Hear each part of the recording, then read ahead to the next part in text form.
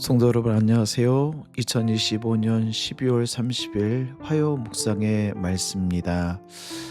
이제 2025년도가 얼마 남지 않았습니다. 이제 단 이틀밖에 남지 않은 시간 가운데 유종의 미를 거두실 수 있는 우리 귀한 성도님들 되시길 주의 이름으로 축복합니다. 우리 함께 같이 묵상할 말씀은 요한복음 4장 1절부터 14절에 있는 말씀, 목마름이라는 말씀을 함께 같이 묵상하기를 원합니다. 요한복음 4장의 사마리아 여인은 요한복음 3장에 나오는 니고데모와 너무나 대조되어진 모습입니다.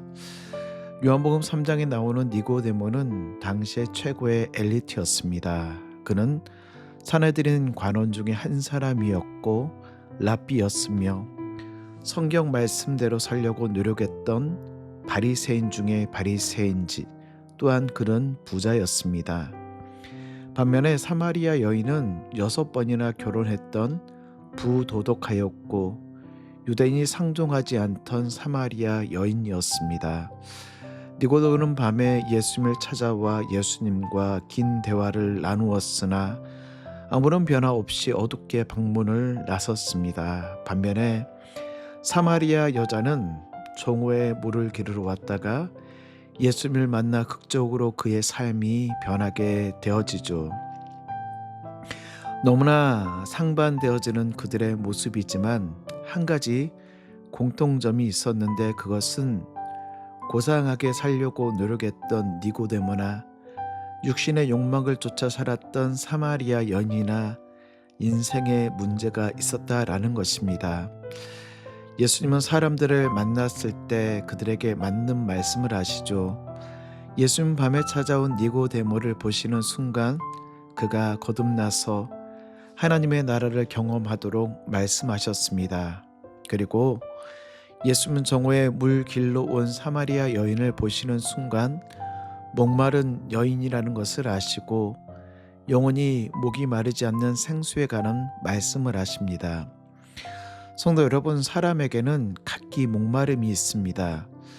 육의 목마름과 정신적인 목마름이 있습니다. 오늘 사마리아 여인에게는 어떠한 목마름이 있었나요?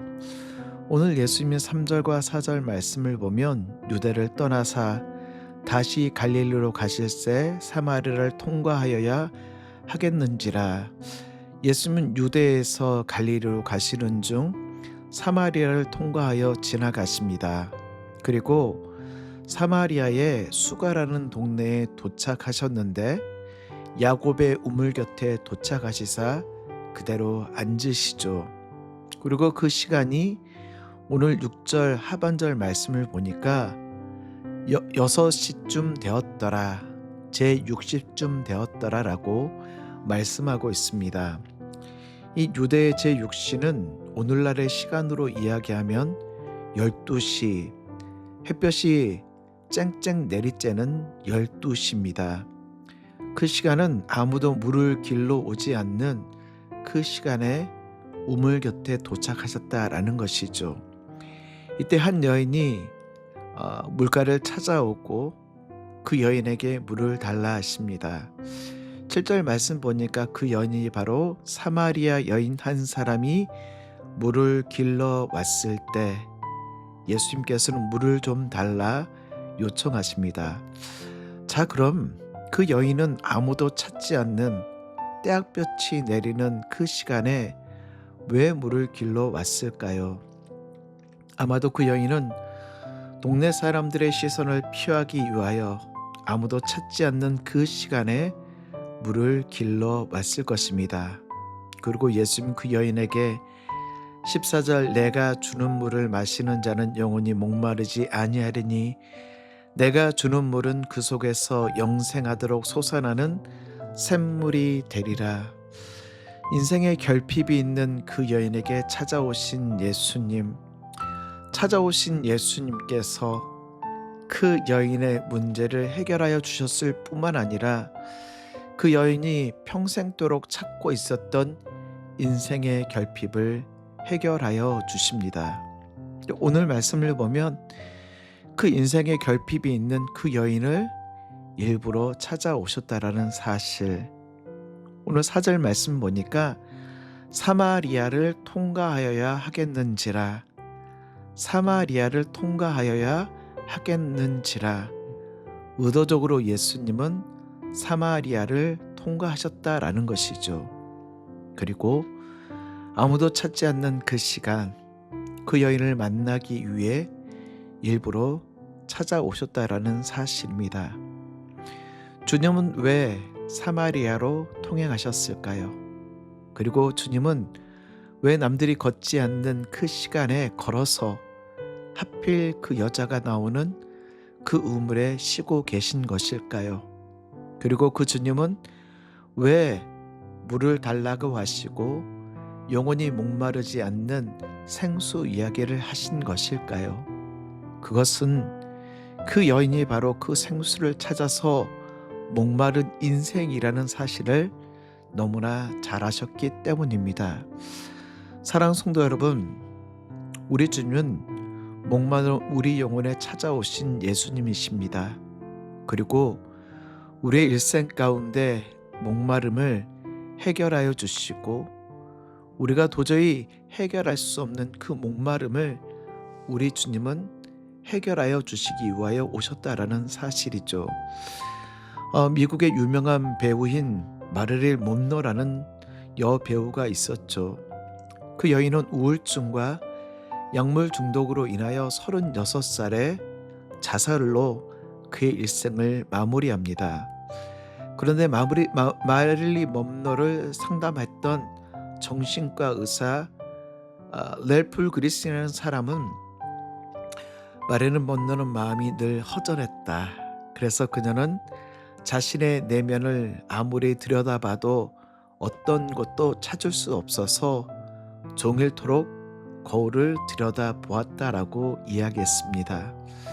이 마릴린 먼로는 시간만 나면 영화를 촬영하고 사진을 찍고 나면 늘 거울을 들여다보며 자신의 존재를 확인했습니다. 왜요? 그녀의 텅 빈 마음 가운데 그녀의 비어있는 결핍을 거울을 보고 또 거울을 보고 채우려 하였지만 결국 채우지 못하여 약물로 취해 살다 자살이라는 비극적인 결말을 맺고 맙니다.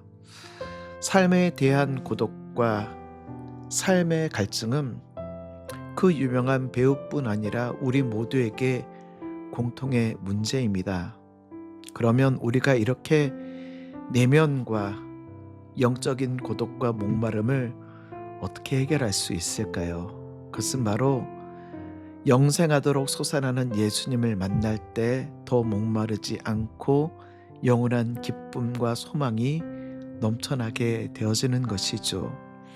오늘 사마리아 여인에게 말씀하셨던 14절, 내가 주는 물을 마시는 자는 영원히 목마르지 아니하리니 내가 주는 물은 그 속에 영생하도록 솟아나는 샘물이 되리라.